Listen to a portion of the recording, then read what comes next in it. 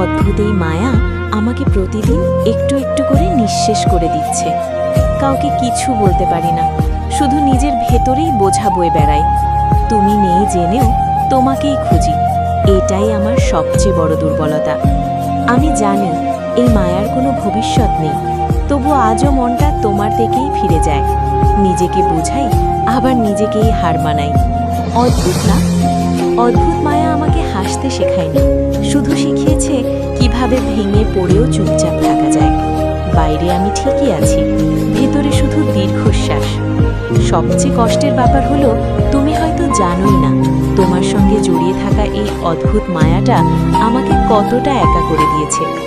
আমি তোমাকে চাইনি, শুধু এই মায়াটা একটু হালকা করতে চেয়েছিলাম, কিন্তু সেটাই আজ আমার সবচেয়ে ভারী হয়ে দাঁড়িয়েছে।